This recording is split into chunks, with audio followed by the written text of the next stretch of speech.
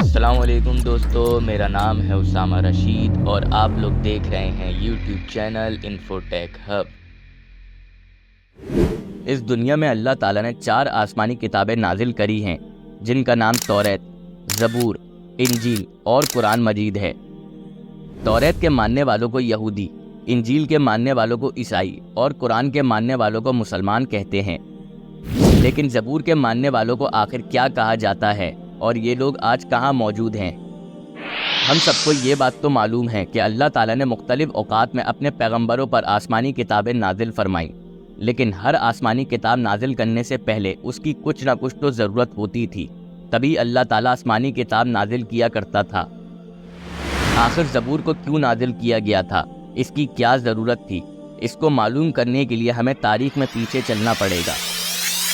جب بنی اسرائیل پر فرعون ظلم ڈھا رہا تھا اور بنی اسرائیل قوم فرعون کی غلامی 400 سال تک کرتی چلی آ رہی تھی، تو اللہ نے اس قوم پر ترس کھا کر ان پر حضرت موسیٰ علیہ السلام کو نبی بنا کر بھیجا، جن کے ذریعے اللہ تعالیٰ نے ان بنی اسرائیل قوم کو فرعون سے نجات دلوائی۔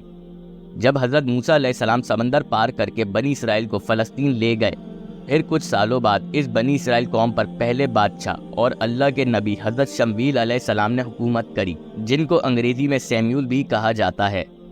جب آپ بوڑھے ہو گئے تو قوم نے حضرت شمویل علیہ السلام سے ان کا جانشین مقرر کرنے کو کہا، تو تب حضرت شمویل علیہ السلام نے اللہ کے حکم سے طالوت علیہ السلام کو بنی اسرائیل کا بادشاہ بنا دیا۔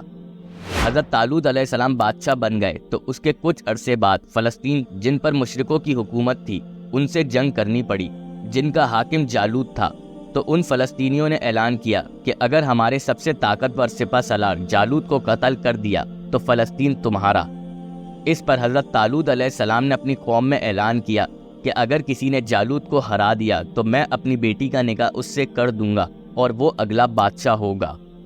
تب حضرت داؤد علیہ السلام نے اس مقابلے کو قبول کیا اور اپنی غلیل پر پتھر باندھ کر پھینکا تو وہ جا کے جالوت کی دونوں آنکھوں کے بیچ میں لگا اور جالوت وہیں جہنم غارق ہو گیا، اور اسی طرح بنی اسرائیل فلسطین پر اپنا قبضہ کر لیتی ہے۔ پھر اسی کے بعد حضرت داؤد علیہ السلام نے ان بنی اسرائیلیوں پر حکومت کری۔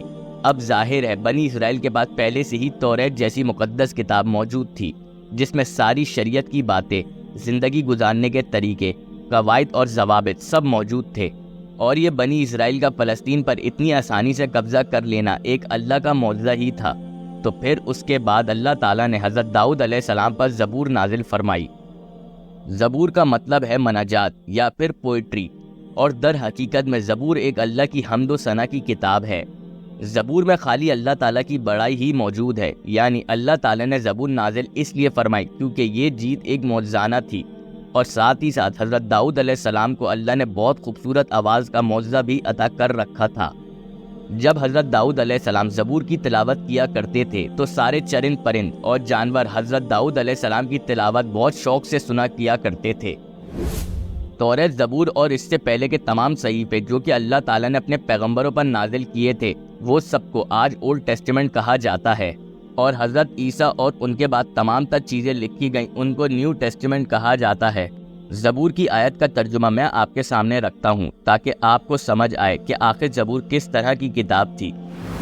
خداوند میرا مالک ہے اور مجھے کسی چیز کی کمی نہیں ہوگی۔ وہ مجھے ہری بھری چراگاہوں میں بٹھاتا ہے اور مجھے چشموں کے پاس لے جاتا ہے۔ وہ میری جان کو زندہ رکھتا ہے۔ وہ مجھے اپنے نام کے خاطر سچ کی راہ پر لے چلتا ہے، چاہے موت کی وادی سے میرا گزر ہو، میں نہیں ڈروں گا کیونکہ میرے ساتھ خدا ہے۔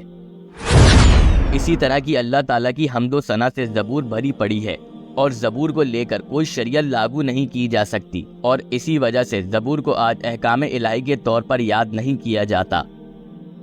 لیکن پھر حضرت سلیمان علیہ السلام کے انتقال کے بعد یہ بنی اسرائیل قوم جادو ٹونے میں مبتلا ہو گئی، اور پھر ایک دن بخت نصر نے ان پر حملہ کر کے ہیکل سلیمانی کو تباہ کر دیا، اور بنی اسرائیل کو اپنی ان بد عملیوں کی سزا اس طرح ملی کہ بخت نصر ان کو اپنے ساتھ قیدی بنا کر لے گیا اور اپنا غلام بنا لیا۔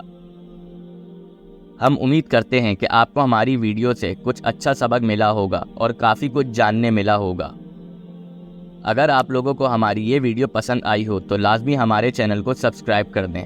ابھی کے لیے ہمیں دیں اجازت، اپنا بہت سارا خیال رکھیے گا۔ اللہ حافظ۔